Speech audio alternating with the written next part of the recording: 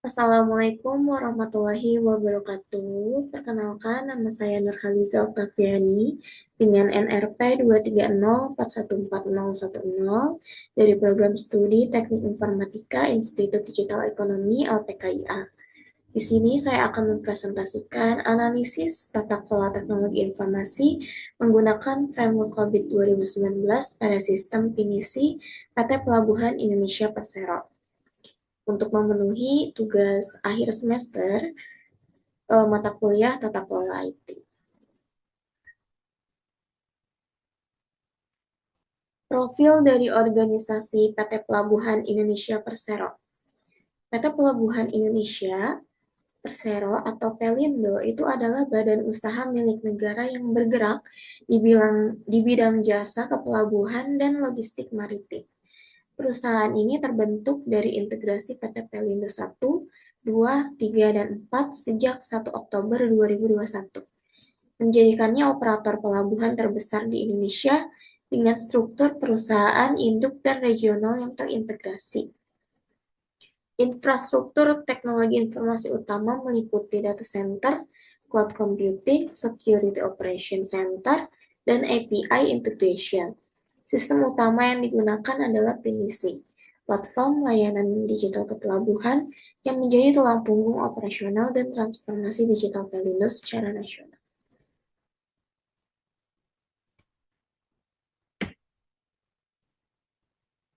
Selanjutnya ada identifikasi masalah utama. Jadi temuan utama tata kelola TI pada sistem pinisi PT Pelindo itu yang pertama evaluasi manfaat belum komprehensif. Evaluasi manfaat sistem pinisi itu belum dilakukan secara menyeluruh, belum terdapat KPI yang terstruktur untuk menilai efektivitas dan dampak bisnis dari implementasi platform digital kepelabuhan ini. Yang kedua itu pengelolaan vendor perlu dievaluasi SLA. Mekanisme evaluasi kinerja vendor itu belum berbasis service level agreement yang terstandarisasi. Diperlukan kerangka monitoring dan penilaian vendor yang lebih sistematis dan terukur. Lalu, dokumentasi perubahan itu belum optimal. Pengendalian dan dokumentasi perubahan sistem TI itu belum berjalan secara optimal. Prosedur change management yang terdokumentasi itu perlu diperkuat untuk menjamin stabilitas dan keandalan sistem. Lalu standarisasi kualitas data. Standarisasi kualitas dan pengelolaan data pada sistem pinisi itu belum optimal. Diperlukan kebijakan data governance yang terukur, yang terstruktur untuk memastikan konsistensi dan akurasi data operasional. Lalu kompetensi pengguna. Jadi kompetensi pengguna sistem pinisi ini belum merata di seluruh unit. Pelatihan terstruktur dan program peningkatan kapasitas SDM teknologi informasi itu perlu dirancang dan dilaksanakan secara berkala. Lalu integrasi data antar sistem. Integrasi data antar sistem operasional dan platform pinisi itu masih perlu dioptimalisasi. Sinkronisasi data real time dan interoperabilitas antar modul perlu diperkuat. Lalu untuk BCP dan DRP, mekanisme Business Continuity Plan dan Disaster Recovery Plan itu perlu diperbarui secara berkala dan diuji efektivitasnya untuk memastikan kelangsungan layanan pinisi. Selanjutnya, monitoring performa. Monitoring performa layanan digital itu belum terintegrasi secara menyeluruh. Diperlukan sistem pemantauan real-time untuk seluruh komponen pinisi dan infrastruktur TI terkait. Lalu yang terakhir, keamanan dan resiko TI. Pengendalian keamanan informasi itu perlu diperkuat dan pengelolaan resiko TI itu belum terintegrasi dengan proses bisnis. Diperlukan audit keamanan dan IT risk register yang komprehensif. Lalu selanjutnya kita menganalisis domain dari EDF atau Evaluate, Direct, and Monitor. Untuk EDM 1, Governance Framework itu perlu evaluasi dan penguatan agar selaras dengan strategi bisnis Pelindo. EDM 2, Manfaat sistem pinisi belum diukur dengan KPI yang terstruktur dan komprehensif. PDM 3, resiko TI itu perlu diintegrasikan secara menyeluruh dengan proses bisnis operasional. PDM 4, optimalisasi sumber daya teknologi informasi dan pengelolaan vendor diperlukan untuk efisiensi layanan digital. PDM 5, transparansi pelaporan kinerja teknologi informasi perlu distandarisasi melalui dashboard terintegrasi. Rekomendasinya, penetapan KPI, penyusunan risk register, dan audit governance berkala untuk seluruh proses EDM. Selanjutnya, kita hasil analisis domain APO atau Align, Plan, and Organize. Untuk APO 1, Framework Manajemen TI itu perlu dievaluasi secara berkala. APO 2, Strategi Teknologi Informasi telah selaras dengan tujuan bisnis Pelindo. APO 3, Arsitektur Teknologi Informasi mendukung transformasi digital, namun integrasi sistem masih perlu ditingkatkan. APO 7, kompetensi pengguna pinisi perlu ditingkatkan melalui pelatihan. APO 9, monitoring layanan dan evaluasi SLA perlu diperkuat. APO 10, evaluasi vendor perlu dilakukan secara berkala. APO 12, manajemen risiko teknologi informasi perlu lebih terintegrasi dengan proses bisnis. APO 13, keamanan informasi perlu diperkuat melalui audit dan monitoring. APO 14, tata kelola data menjadi prioritas utama karena memiliki gap tertinggi. Rekomendasinya, adanya pelatihan SDM, peningkatan monitoring SLA, evaluasi vendor, penguatan keamanan informasi, dan standarisasi tata kelola data.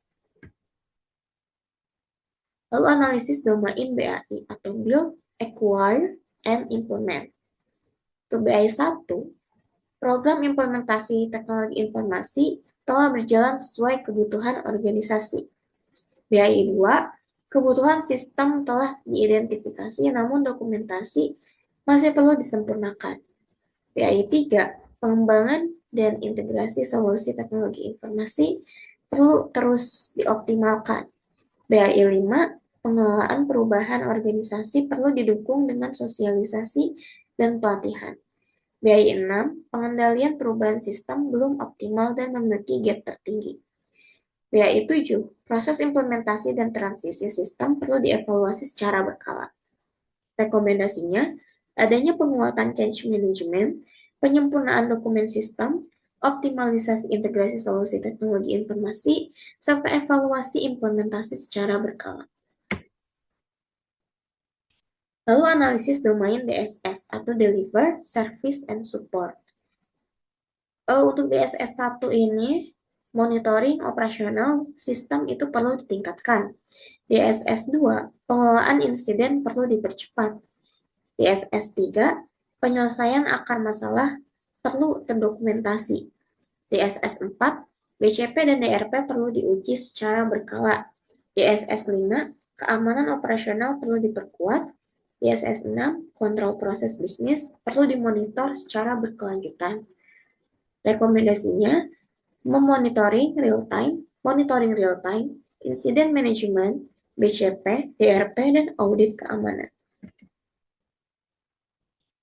Selanjutnya itu ada analisis domain MEA atau monitor, evaluate, and assess. MEA 1, monitoring dan evaluasi kinerja. Pemantauan kinerja sistem pinisi berbasis KPI belum terintegrasi, berarti perlu dashboard real time. Lalu ada MEA 2, pengendalian internal. Audit internal belum dilakukan secara berkala, diperlukan mekanisme kontrol yang terstruktur.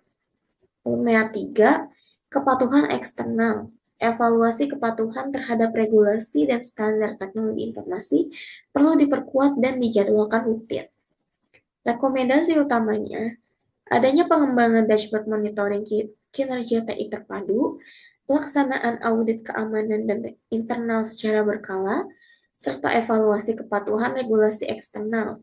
Peningkatan transparansi pelaporan kinerja TI kepada pemangku kepentingan untuk mendukung tata kelola yang efektif.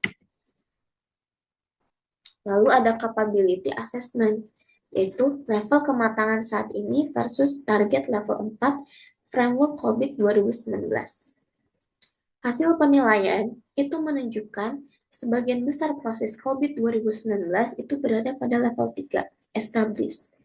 Terdapat dua proses dengan gap tertinggi, atau gap level 2, yaitu APO 14, Manage Data, dan BAI 6, Manage IT Change, yang memerlukan perhatian dan intervensi prioritas segera untuk mencapai target level 4.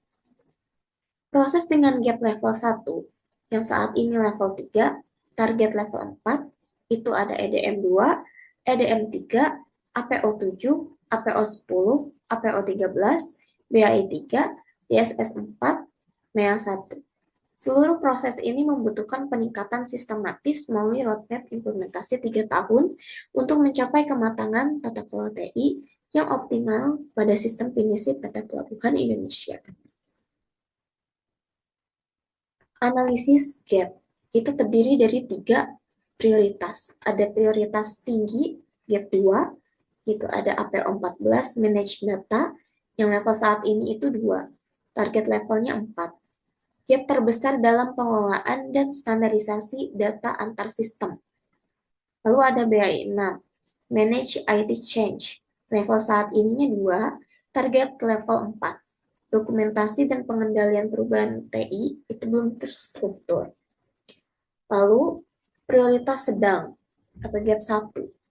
Ada EDM 2, EDM 3, APO 7, APO 4, APO 10, APO 13, BAI 3, ISS 4, dan MEA 1.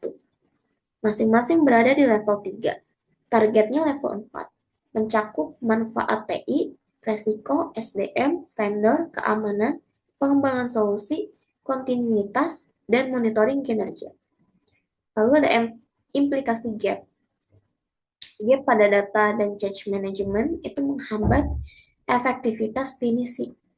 Penanganan prioritas tinggi itu harus dilakukan di tahun 1 roadmap untuk memastikan fondasi tata kelola TI yang kuat dan berkelanjutan. Di sini ada roadmap implementasi dalam 3 tahun, artinya rencana strategis peningkatan tata kelola TI secara bertahap. Di tahun pertama, kita akan fokus pada fondasinya, adanya penyusunan kebijakan tata kelola TI, standar manage data, prosedur change management, penyusunan IT risk register, dan penetapan KPI implementasi finisi. Di tahun kedua, itu kita lebih fokus pada penguatan, pelatihan kompetensi pengguna, evaluasi vendor berbasis SLA, penguatan keamanan informasi, optimalisasi integrasi sistem, serta pengujian BCP DRP secara berkala. Tahun ketiga, lebih fokus pada pematangannya, dengan pengembangan dashboard monitoring kinerja TI, evaluasi manfaat sistem, audit internal berkala, dan program continuous improvement menuju level 4 maturity. Lalu analisis resiko dan rencana mitigasi. Resiko utama tata kelola TI pinisi dan strategi mitigasinya, itu yang pertama ada evaluasi manfaat tidak optimal. Manfaat sistem pinisi itu belum diukur dengan KPI yang jelas. Mitigasinya itu dengan penetapan KPI implementasi pinisi dan evaluasi manfaat secara berkala, EDM 2. Lalu yang kedua, resiko TI itu belum terintegrasi. Pengelolaan resiko TI itu belum terintegrasi dengan proses bisnis. Mitigasinya, penyusunan IT risk register dan integrasi dengan manajemen resiko bisnis. Ada EDM 3 dan APO 12. Lalu yang ketiga, itu kompetensi pengguna rendah. Kompetensi pengguna sistem pinisi itu belum merata. Mitigasinya, program pelatihan terstruktur, audit keamanan berkala, dan penguatan prosedur change management APO 7 dan BAI 6.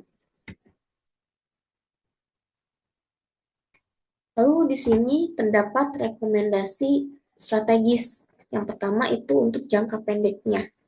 Di tahun pertama, itu ada kebijakan tata kelola TI. Penyusunan kebijakan tata kelola TI yang komprehensif dan standarisasi Pengelolaan data untuk mendukung operasional sistem pinisi. Lalu penyusunan prosedur change management yang terdokumentasi untuk pengelolaan perubahan sistem TI secara terstruktur dan terkontrol. Lalu penyusunan IT risk register terintegrasi dan penetapan KPI implementasi PINISI sebagai dasar pengukuran kinerja tata kelola TI. Untuk jangka menengahnya, itu implementasi di tahun kedua, fokus pada penguatan kapabilitas dan keamanan TI. Dengan adanya pelatihan dan kompetensi pengguna sistem PINISI secara menyeluruh dan merata di seluruh unit operasional. Lalu evaluasi kinerja vendor berbasis SLA, penguatan keamanan informasi, pengujian BCP-DRP, dan optimalisasi integrasi data antar sistem. Lalu penerapan prosedur penanganan insiden yang terdokumentasi dengan standar SLA yang terukur untuk meningkatkan kualitas layanan TI. Lalu di sini rekomendasi jangka panjangnya untuk di tahun ketiga fokusnya menuju level 4 maturity dan continuous improvement, yaitu pengembangan dengan adanya pengembangan dashboard terintegrasi untuk monitoring kinerja TI secara real time, mencakup KPI PNISI dan seluruh domain COVID 2019. Lalu pelaksanaan evaluasi manfaat sistem PNISI secara berkala dan audit internal tata kelola TI untuk memastikan kepatuhan dan efektivitas. Lalu program peningkatan berkelanjutan menuju level 4 maturity COVID 2019 memperkuat tata kelola, keamanan, resiko, dan layanan TI Pelindo. Nah, berdasarkan analisis yang sudah saya jelaskan tadi, dapat disimpulkan bahwa kematangan tata kelola TI PNISI saat ini berada di level 3. Dengan kebutuhan peningkatan utama pada pengelolaan data AP14 dan change management BI6, roadmap 3 tahun strategis dirancang untuk memperkuat tata kelola, keamanan, resiko, dan layanan TI. Framework COVID 2019 terbukti efektif sebagai pedoman transformasi digital PNISI menuju level 4 maturity yang berkelanjutan. Oke, mungkin sekian dari saya. Terima kasih sudah memperhatikan dan mendengarkan. Mohon maaf apabila ada salah kata maupun pengucapan. Wassalamualaikum warahmatullahi wabarakatuh.